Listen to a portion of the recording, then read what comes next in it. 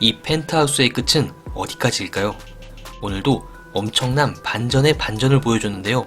사실 어디서부터 이야기를 풀어가야 할지 모를 정도로 불꽃 전개의 연속이었습니다. 먼저 찐단테가 선역일 것이라고 계속 주장했던 것 반성합니다. 사실 짭단테에게 모든 것을 다 잃은 자가 이렇게 도박 중독 쓰레기 역할로 나올 줄은 상상도 못했네요. 물론 이것조차 찐단테의 연기일 수 있다는 가능성도 남아있긴 하지만 지금으로선 딱 이 정도 수준의 캐릭터로 보이네요. 특히 이번 6회에선 시즌 중반임에도 불구하고 6개월의 시간 이동이 있었습니다. 이번 시간은 갑작스럽게 넘어가 버린 6개월의 시간과 함께 어떤 변화가 있었는지를 중점적으로 살펴보겠습니다. 먼저 가장 중요한 천서진 이야기로 시작하겠습니다. 이미 목소리 음성 변조의 주인이 스포가 된 터라 크게 놀라진 않았지만 그래도 천서진의 등장은 정말 반전이었습니다. 그리고 천서진이 찐단테와 손을 잡고 있었다는 것 역시 반전의 연속이었죠. 천서진은 주단테가 로건을 해칠 거란 걸 미리 알고 사람의 뼈까지 준비해가며 로건이 죽은 것처럼 위장을 시켰습니다.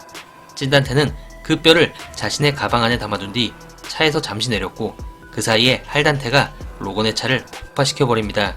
불길 속에서 찐단테와 도비서는 로건을 앰뷸런스로 옮겼고 그렇게 로건은 숨만 붙은 채로 병상에 누워있게 됩니다.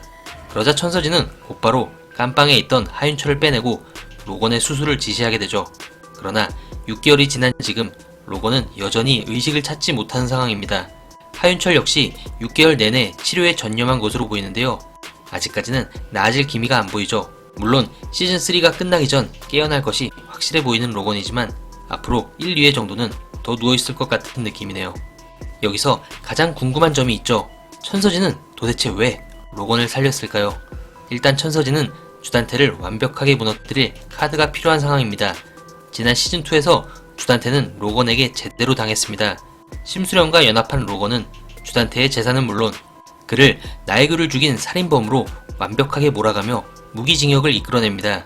그러나 같이 손잡았던 심수련과 오윤희는 천서진의 통수를 제대로 치며 그녀를 공범으로 만들었고 결국 천서진 역시 감방 신세를 지게 되었죠.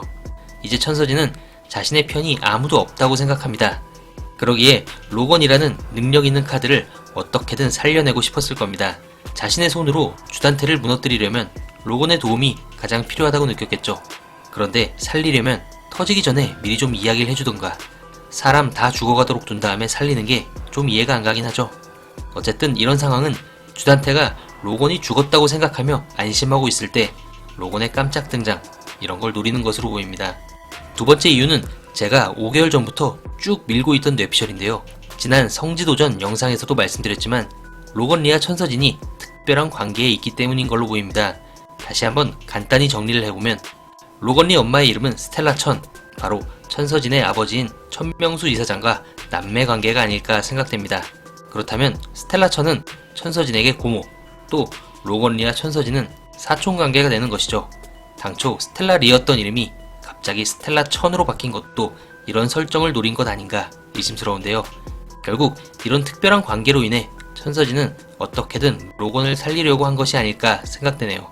어쨌든 이 막장 뇌피셜은 조금만 더 밀어보도록 하겠습니다.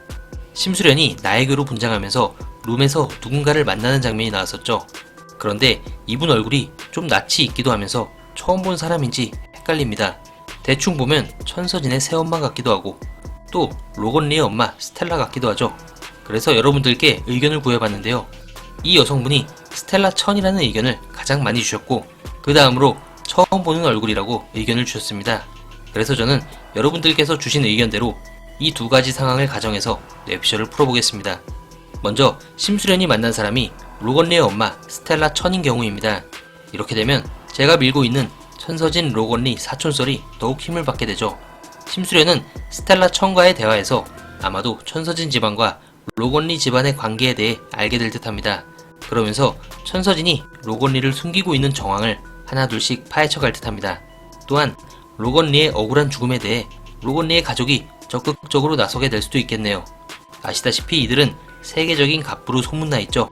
이들의 돈과 권력을 이용하면 로건의 죽음에 대해 좀 더 깊게 다가설 수 있을 것으로 보입니다. 다음으로 심수련이 만난 사람이 처음 보는 사람인 경우인데요. 그렇다면 이 사람은 어떤 역할로 나오는 걸까요? 일단 심수련이 나혜교로 분장해서 만났다는 것이 중요해 보이는데요.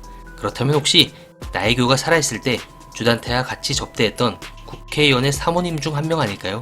주단태가 그동안 벌려온 수많은 비리를 파헤치려면 이들에게 접근해서 정보를 빼내는 것만큼 확실한 일은 없죠. 과연 심수련이 만난 이 사람은 도대체 누구일까요?